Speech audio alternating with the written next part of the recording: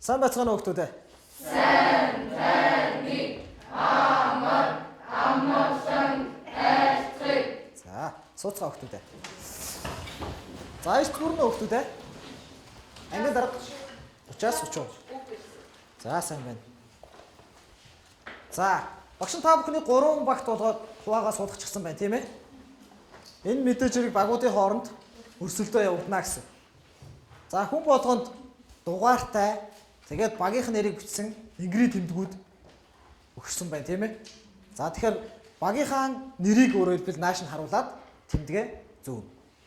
Тэгээд өөрийнхөө дугаарыг хүүхдүүдэд тогтоочихсон байгаарай. Багш нь дасгал даалгаврыг гүйцэтгэхдээ тэд дугаартай хүүхэд гарч ирж оролцож тайлбарлана уу гэж хэлэхэд дугаарынхаа дагуу гарч ирээд ангийнхандаа багштаа өөрөөр хэлбэл яг өөрийн бодсон баг хамт олонныхоо бодсон бодолтыг тайлбарлаж оноо авах юм шүү. За, хүүхд болгоны өмнө багш нь 3 өнгийн яг цаас буюу карт ингээд бэлдэж тавьсан байгаа. Энэ 3 картыг хэрхэн ашиглах вэ гэдэг дээр багш нь зөвлөгөө өгье. Багш нь сайн ойлгосон бөгөөд асуух зүрхүү хүүхдүүд ногоон картаа өргөнөө гэсэн гэж байгаа юм. Өөрөөр хэлбэл ногоон карт өгж байгаа бол багшаас асуух шаардлага байхгүй. Өөрөөр хэлбэл ойлгочихсон, бүрэн болсон гэсэн. За би асуух ёстой ч юм болов үгүй ч юм болов гэдгээ мэдхгүй эргэлзэж байгаа. Тийм сурагч байвал шар цаасаа өргөж болно. За улаан цаасыг багшаа би ойлгосонгүй, надад туслаач би ерөөс огт ойлгосонгүй гэсэн үг. Улаан цаасыг өргөж болно. За өөрөөр бас улаан цаасыг өргөх тохиолдол байна. Тэрний үе гэхээр бодлого дасгалын өгөгдлийг лавлаж асуух гэж байгаа бол багийн ахлагч улаан цаасаа өргөд багшаа асуух зүйл байна. Гэхэд багш нь яах ёстой вэ? Очоод өгүүлбэрийг дэлгэрэнгүй тайлбарлаж өгнө гэсэн. Бодлогын өгөгдлийг лавлаж асуух тохиолдолд тийм асуух зүйл байгаа тохиолдолд. Эсвэл ойлгосон уу ойлгоогүй юу гэж асуухад хариулт болгож улаан цаасыг бас өргөх байх нь тий. За. За өмнөх хичээлдэр бид нэр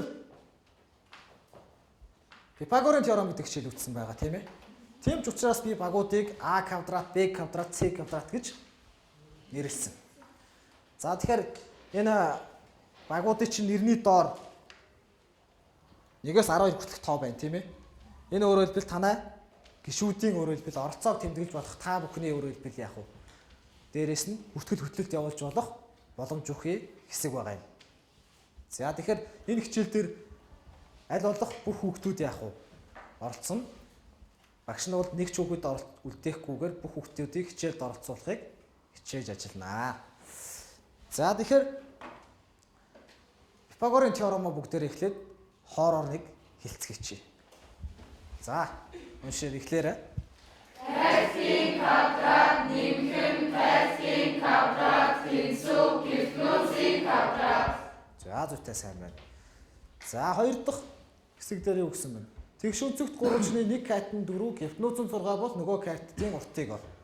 За, энэ чийж бодлогыг бүгдээрээ бичихгүйгээр чийжээрээ бодъё. За.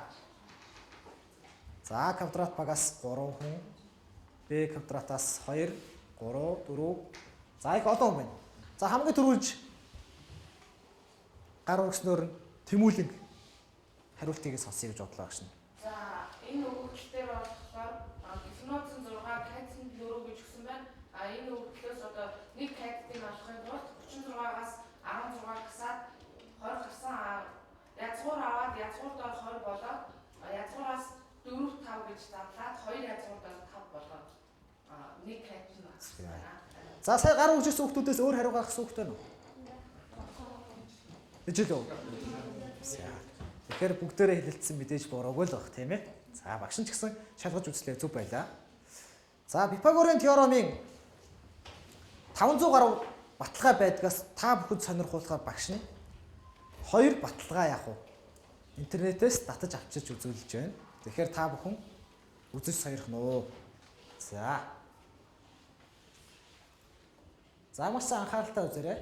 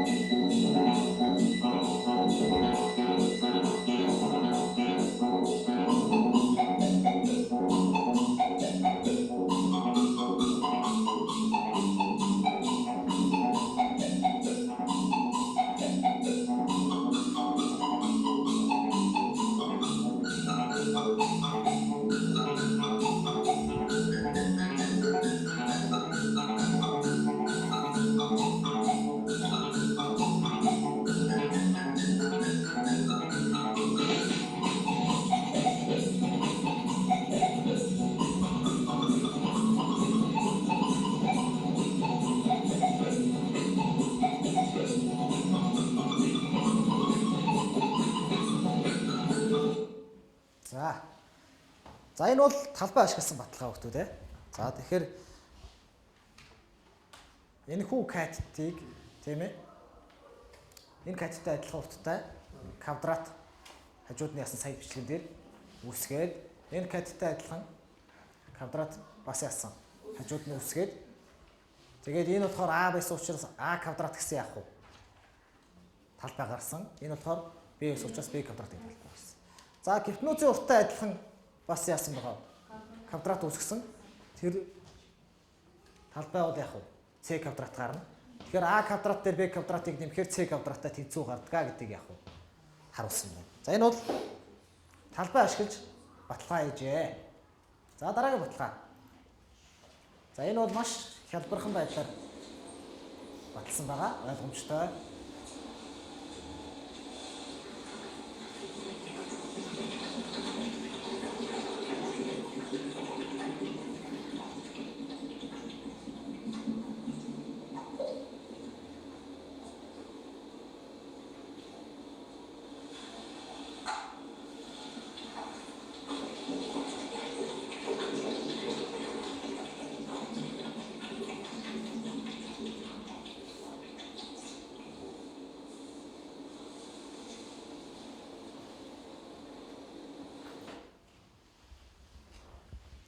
За энэ хэрхэн баталчихв? Квадрат дээр сарын 9-ний ашиглаад Түрүүчийн талбай ашиглаж баталснаас ялгаатай.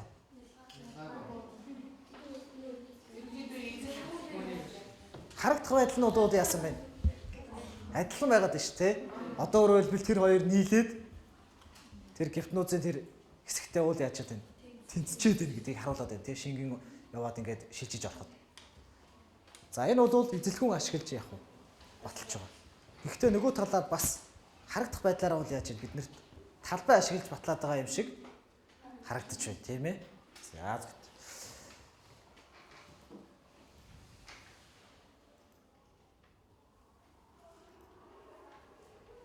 За өнөөдрийн хичээлийн гарчиг Пифагорын теоремыг амьдрал дахь хэрэглээ. За дэвтэр дээр гарчиг авчираа хөлтөө те.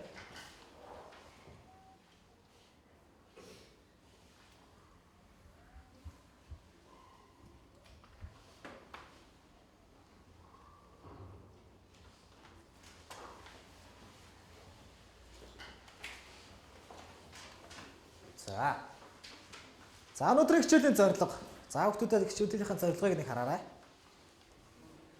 Пифагорын теоремыг амьдрал ахуйдаа хэрэгэл сурах. За тэгэхээр Пифагорын теоремыг амьдрал ахуйдаа хэрэгэл сурах зорилго тавьж байгаа юм байна. За ямар зорилтууд төвшүүлэх үү гэхээр уншийн хүүхдүүдэд зэрэг уншаарай. Хороор.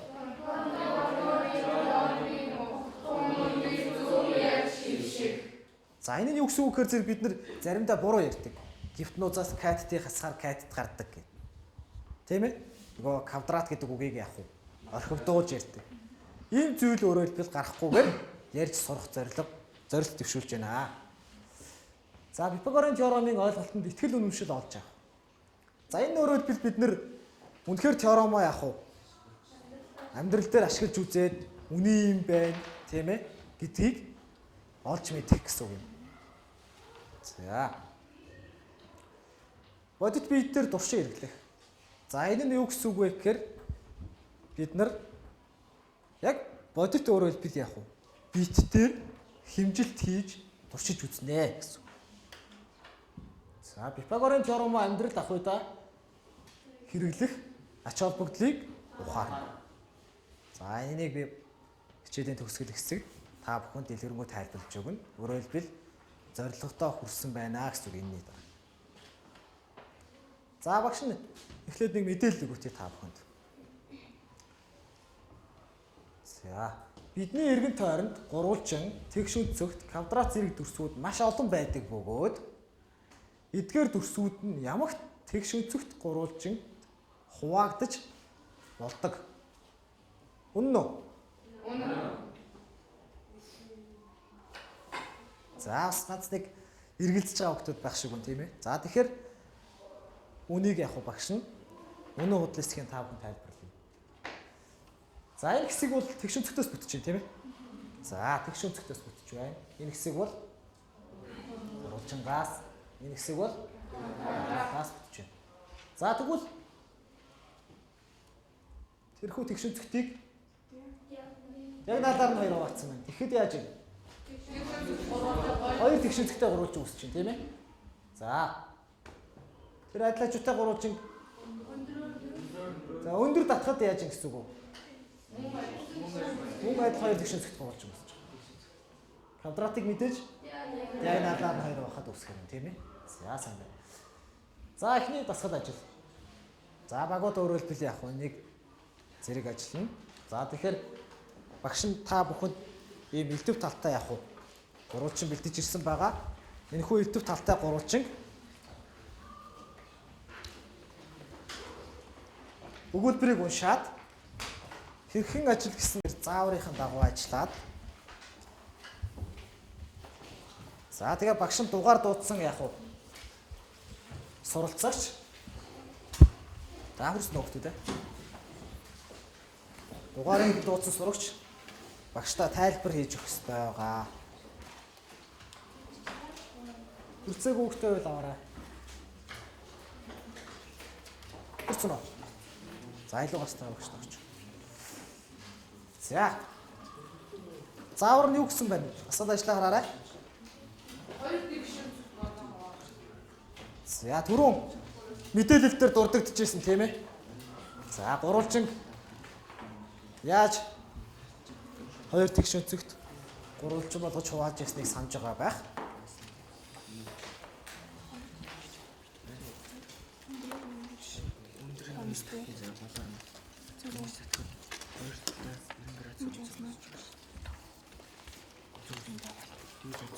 За би биендээ зөвлөж туслаад хамтраад хийгээрэй хүүхдүүдээ боломжтой шүү.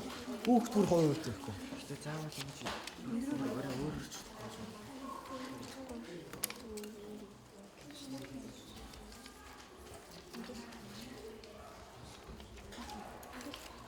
Томын дэвтэртэй байна. жижиг дэвтэртэй. Томын Жижиг гурвалжин. За асууя. За жижигийг наа хүүхдүүд те. За тий жижиг гурвалжингаа наагаарай. Хоёулынгийн наах шаардлагагүй жижиг гурвалжингаа дэвтэртэй наачих. За тэр дэлгэцэн дээрхийг сайн унших юм бол жижиг гурвалжин тэгээд бичсэн байгаа шүү.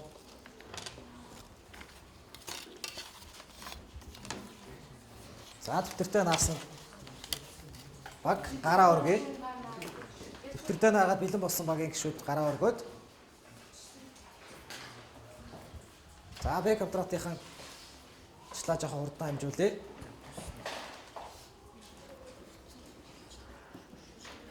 Жижиг гурвалжингаа наагаарай. Яаж харуулж наасан ч болно. Тэг. Гол нь та бүхэн тэгшинцэгтэй гурвалжин зөв хуваацсан байх хэрэгтэй.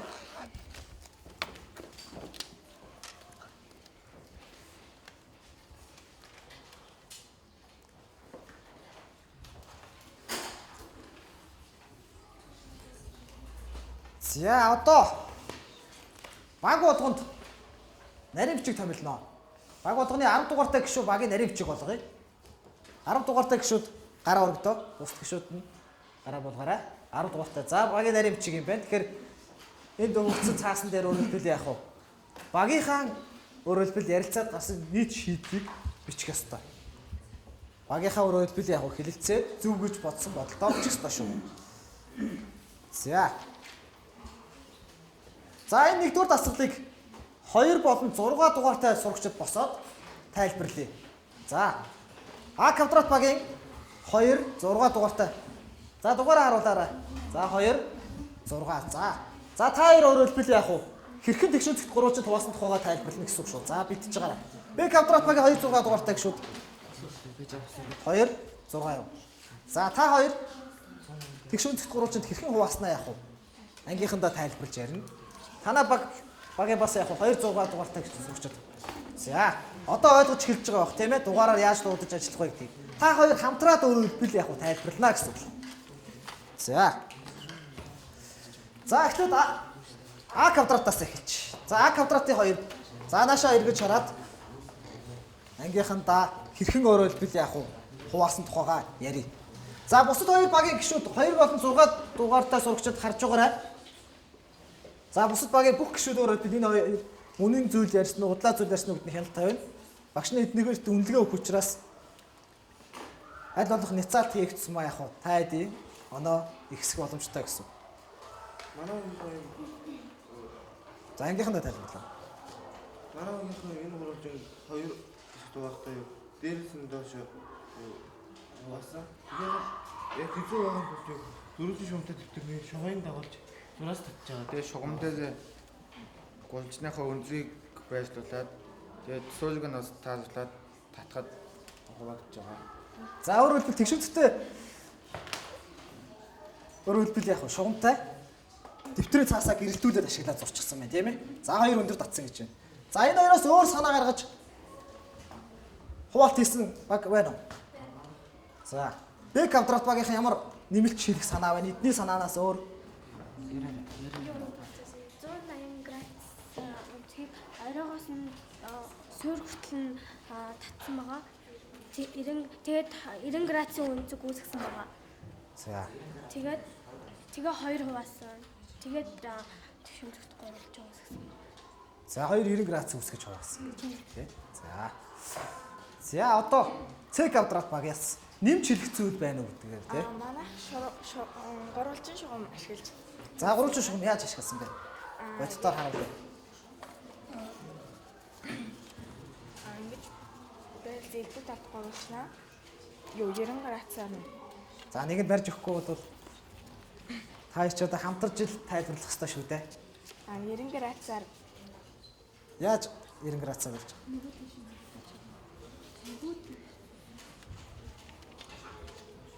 ингэж За ингэж харуулж ирсэн юм. За бодлоо. За тэгэхээр багаараа сайн ярилцааг хоёр итгэгч жоохон бадарлаа да тий. За танаа С квадрат багийн 2 сурдугаар гишүүд. За сайн байна. За тэгэхээр багийн За 2 дугаар мэдээллийг самраас дэлгэцээс бүгдээр хараарай. 2 дугаар мэдээллийг дэлгэцээс харна уу? Ямар нэгэн гурвалжны 3 талыг А, Б, С үсгээр тэмдэглэе. А квадрат дээр нь Б квадратыг нэмэхээр С квадрат гардаг байх юм бол тэгшинцэгт гурвалжин байдгаа гэсэн байна. За энэ мэдээлэл өгсөн. За тэгэхээр сая та бүхэн дэвтэр дээр гурвалжин наасан тий. За тэгвэл наасан гурвалжингийнхаа 3 хэмжээсийг сантиметрийн шугам миллиметрийн шугам ашиглаад бичээд гэхдээ сантиметрээр бичээрэй. 1 сантиметрээр сонгоорой. 1 сантиметрээр сонгож бичээрэй.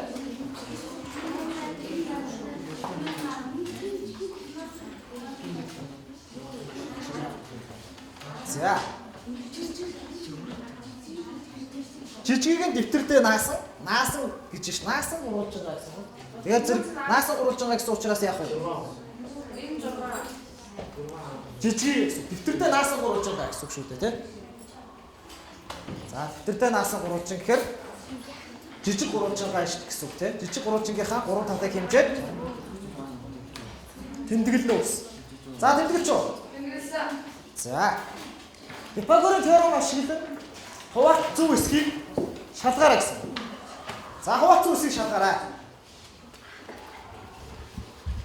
За тэгэхээр энэ юу гэсэн үг вэ гэхээр заавал дэшаа анхаарай.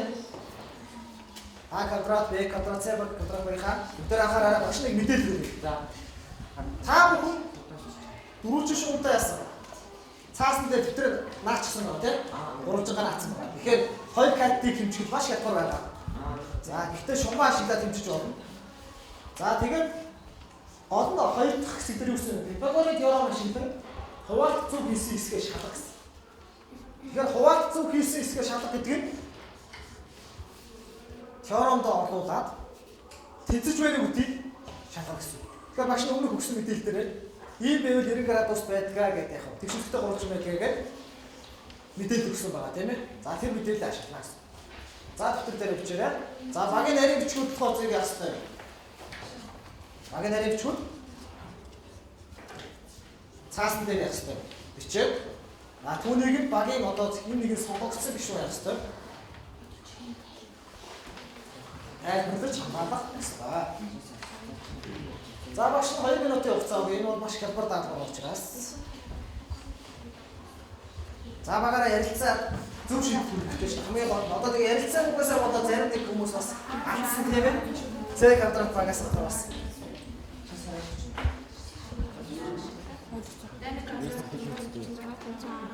хин ч ярьж байгаа болохоор сайн ойлгож авсан юм шиг. за хинч тайлбарлах бэлэн байх хэрэгтэй шүү дээ. Юу А тэнцүү 8 гэж тавьчих юм уу? Бидний хэмжиж үзэхэд кайдны Нууц 10 байсан. Тийм учраас би чалгаж үзэх 30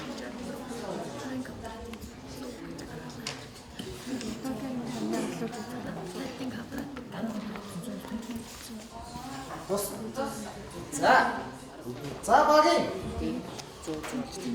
3-7 дугаартай 7 дугаартай гişүүд бодолтой аваад тэр цагаан самбарын наам гараа. За тэгээд өөрийнхөө багийн доор аваачаад байлууч. За тэгээд одоо хамгаална шүү дээ. За 3-7 дугаартай сурчид самбарт. За эхний тасалбарыг А квадрат баг гэсэн учраас одоо Б квадрат багаас хэлнэ. За Б квадрат багийн тайлбарыг сонсъё. За бусад сурагчид Б квадратын тайлбарыг зөв эсэгдээ яг уу. Хяналт тавих ёстой. 3 гэдгээр хэлж. За манай баг бол энэ хүү бодлогоо Пифагорын теоремд тоонуудаа оруулж шалгасан байгаа. Тэгээд энэ болохоор А нь болохоор 8, Б нь болохоор 6, С нь болохоор 10. Тэгээд энэ 8-ын квадрат дээр нэмгэн 6-ын квадрат, 10-ын квадрат, 64 дээр нэмгэн 36. Тэгээд юу 100 гэсэн байгаа. Тэгсэн чинь чадж байгаа. За тэгэхээр тэгшинцтэй гурвчин зөв гэсэн үг үү? Зөв. Тэгшинцтэй гурвчин мөн үү? Мөн байна тийм ээ. Тэгэхээр та бүхэн хуваалтаа яасан гэсэн үг үү? Зөв хийсэн байна. За одоо С квадрат. За С квадрат багийн 3-7 дугаартай сурагчид хамтраад биенийхээ дутуу гэсэн зүйлийг нөхөөд хамтраад тавих гэж шүү. За манай баг ч гэсэн мөн адилхан энэ бол Пифагорын теоремд оруулж байсан байгаа. За тэгээд энэ хоёр катгийн маань өндөр нь 6, 8, 10 байгаа. Тэгээд катгийн квадрат дээр нэмгэн катгийн квадрат, тэнцүү гипнозын квадрат гардаг байгаа. Тэгээд 6-ын квадрат маань 36, 8-ын квадрат маань дэмжлэг болохоор 100 гарч байгаа. Тэгээд 100 гээд тэнцэж байгаа. За одоо А квадрат баг байна тийм. За манай катгийн квадрат дээр катгийн квадратыг нэмээд гипнозын квадрат гардаг. Тэгэхээр Пифагорын теоремд оруулаад А6, Б8, гипноз нь 10. Тэгээд 8-ын квадрат нь 64, 6-гийн квадрат нь 36. Тэгээд тэнцүү 100 гарсан байгаа. Ингээд тэнцүү ингээд 100 гээд тэнцэж байгаа маа.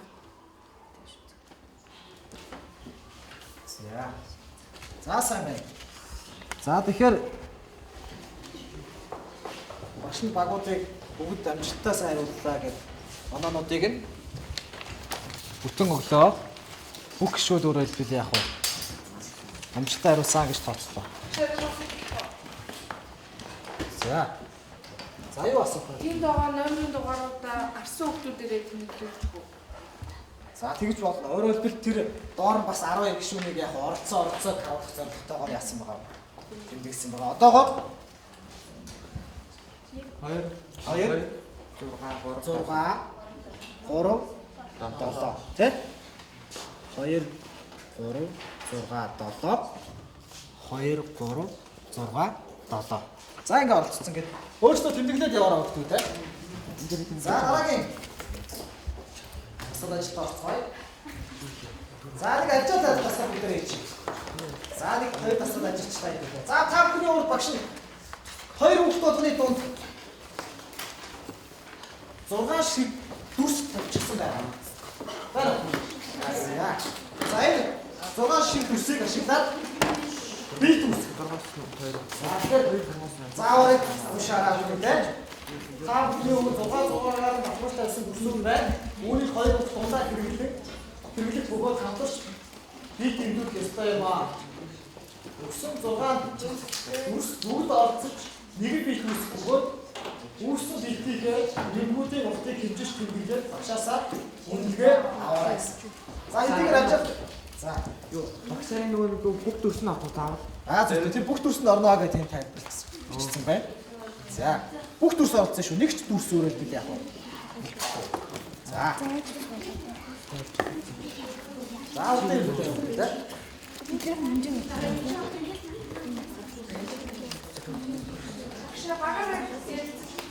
Багаараа яцчих бод. Гэхдээ хоёроо өөрөө хамтраад тийм дараа илүү үнэтэй. Тэгээд түрүүлж хоёр аль нэг хоёроос санаа гаргаж ирэх юм бол багийнхандаа тусдаа тооцоо тусдаа. За тэгэхээр дэлгэцтэй байгаа зааврыг бүрэн биелүүлж оноо авах нэг санаарай.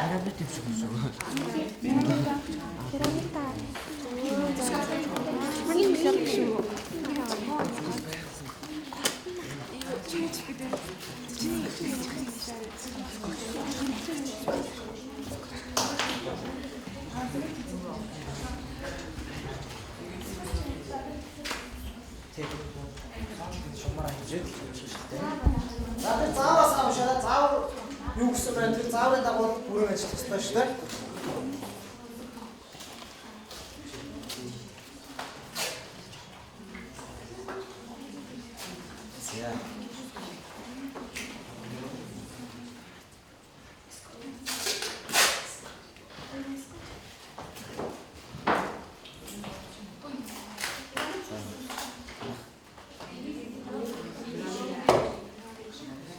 За тэгээд юу гэсэн бэ? Тэр заавал биш чинь. Эрэнгүүдийн уртыг хэмжээг тавиарай гэсэн байна шүү дээ. Хамаас тасалдаад хэмжээнүүдийг яасан. Шугамаар хэмжээд байрлуулах хэрэгтэй шүү дээ. Заавал үсгүй шүү дээ. Тэр хэмжээ тавиарай гэсэн байна шүү дээ.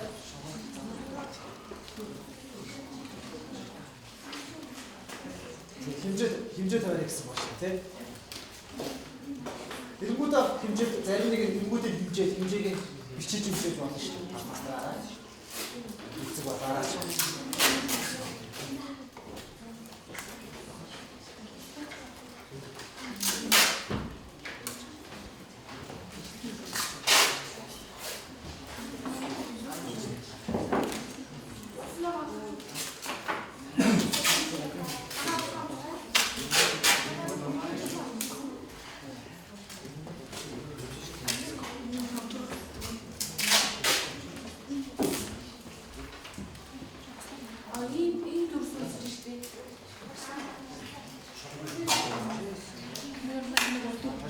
За санаалтай болоод яг тэнцүү эрэнгүүдийг л нийлүүлээд байхад өөрнөө үүсчихэж байгаа. Гэхдээ бүх төрс орцсон гэхээр за одоо ямар ч гэсэн ойлгоцсон баг шиг. За эрэнгүүдийн уртыг биччихэж Ирэмгийн өмнө гэдэг.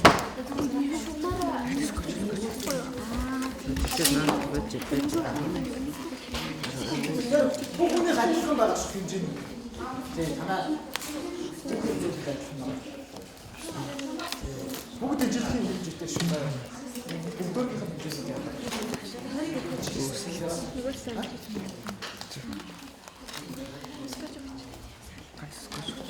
За тэгээд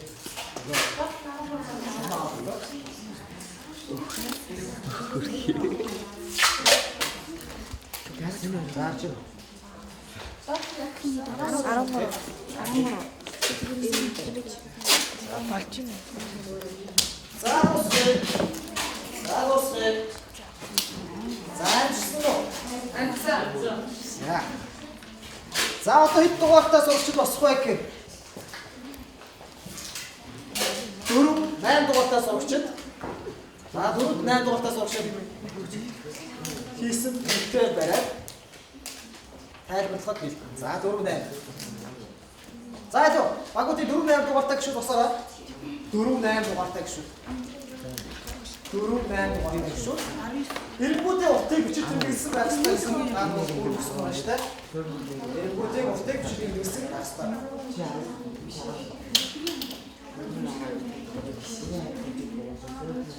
За.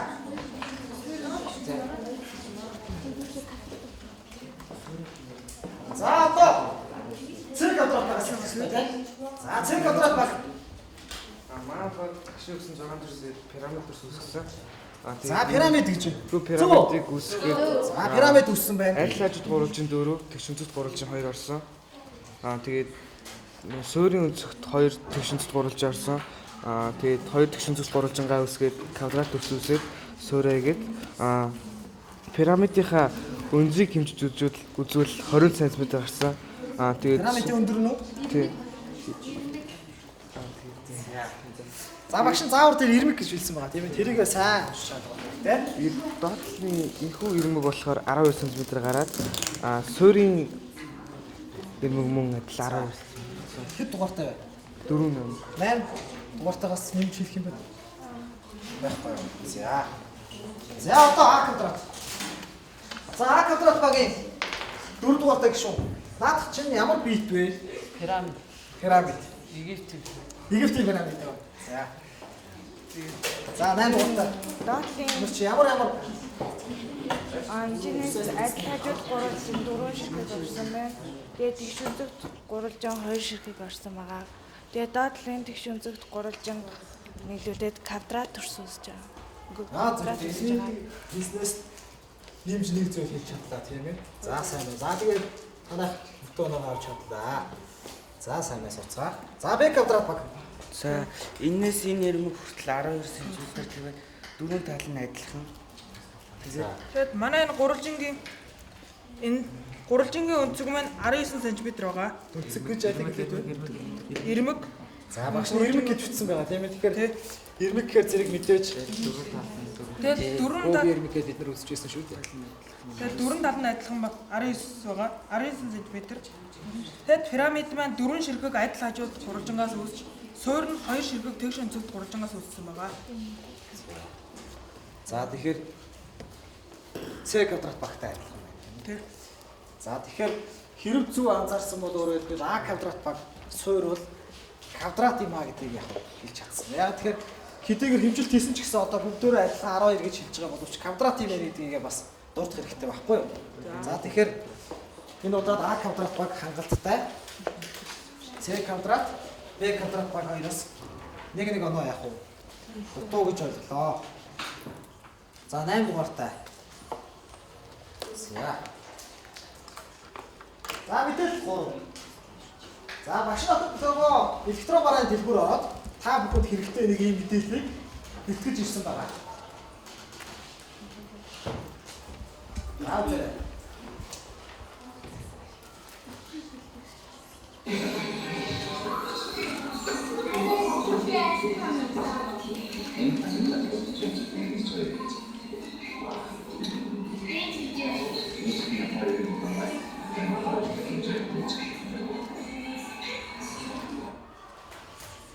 За манай хүн худалдагчаас юу гэж асуусан бэ? Худалдагч юу гэж хариулв? За. Дээрээс хэмжээгийн Яг надад хэмжээгийн хэмжээг гэж хэлж байна. За тэгэхээр ийж гэдэг бол уртыг хэмждэг яах вэ? Нэгж байгаа. Тэгэхээр зэрэг бидний одоо хэрэгэлдэг телевизэр, та компьютер, гар утас гэдэг одоо электрон тийм ээ.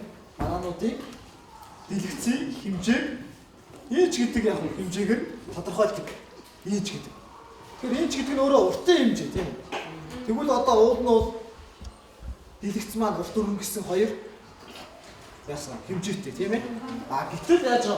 Урт өргөн гэсэн хоёр хэмжээ маань нэг хэмжээгээр солигдож хилэгдээд байгаа даа тийм.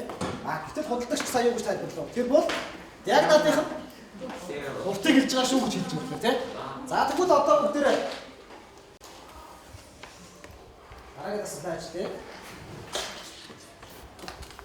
За багш нар нэг жишээ болгоод өөрийнхөө утасны дэлгэцийг одоо та бүхэнд яах вэ? Бодож үзүүлье. Тэгэхээр багшийн утасны урт нь 13, өргөн нь 7. Яг надыг С үсгээр төлөвч тэгвэл яах вэ? Pythagoras теоремд ордуулаад бодсон чинь С язгуур дээр 218 буюу ойролцоогоор 14.7 см. 13.7 см-ийг 254 хуваасан. Яагаад вэ гэхээр нэг инч бол 254 см-тэй тэнцүү байдаг. Тэгээд багш нь өөрийнхөө хувцсыг 5.8 инч гэдээ яасан байна. Тодорхойлчихжээ. За тэгвэл та бүхэнд баг бодоход тус ийм яг бодлого багш нь бэлтгэсэн байгаа. А квадрат баг өөрсдийн бодлоготой, Б квадрат баг өөрсдийн бодлоготой бодлогоо хараад бодороо.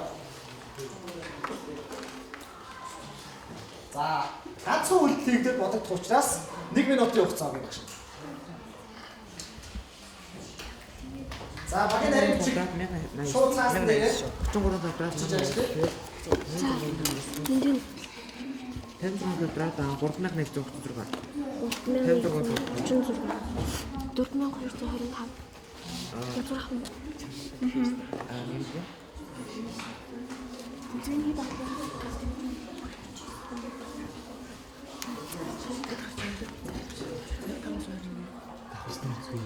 За эхлээд сантиметрээр тодорхойлох хэрэгтэй юм байна. Тийм ээ тагналаа.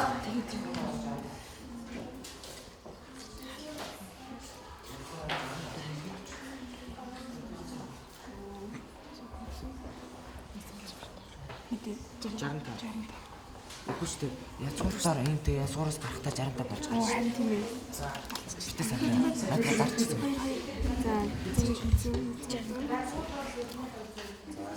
Язгуураас гарахтаа 65 болж байгаа. Одоо тэгэхээр энэ шиг биш. Одоо энэ ч рүү шилжиж байна шүү дээ. Энэ ч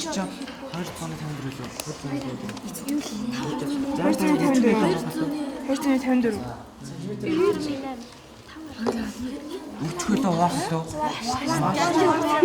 Таваар юм яасан шүү дээ.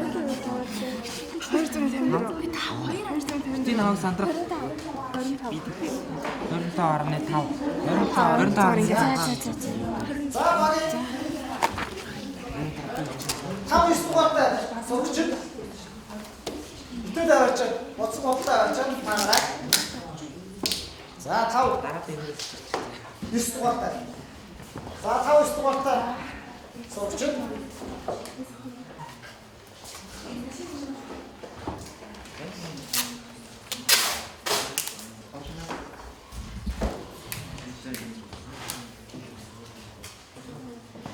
энэ удаад багш нь шууд яг та бүхний бодлыг өөрөө хараад шүүчихье. За тэгэхээр асууж ламдаг шүү. За сантиметрээр илэрхийлэхэд хэд гарсан бэ? Б квадрат. Сантиметрээр илэрхийлэхэд 65. За 65 гарсан гэж байна. За С квадратын 65. А квадратын бэлэн болоог байна уу? За квадратын. За тэгвэл одоо бас нэмээд асууж ий. 65-ыг ба дээд рүү шилжүүлсэн чинь хэд гарсан бэ? 25.5. Танах 25.5. за хэмжээнүүд нь адилхан өөр үгсээр яагаад ийм ижил гараад байгаа юм бол Богорын жаргал. олон боломж байгаа учраас за зүгтээ. За би А квадратын бас адилхан яатсан байна. 65 гаргаад 25.6 инч гарцсан юм тий. За зүгтээ. За бүгдээр 25.6 инч гаргасан учраас зүг байна. За бүгд одоороо авч чадлаа. За сууцгаа. За одоо багш багуудаа үлдээ хэлээ. За багууд дээр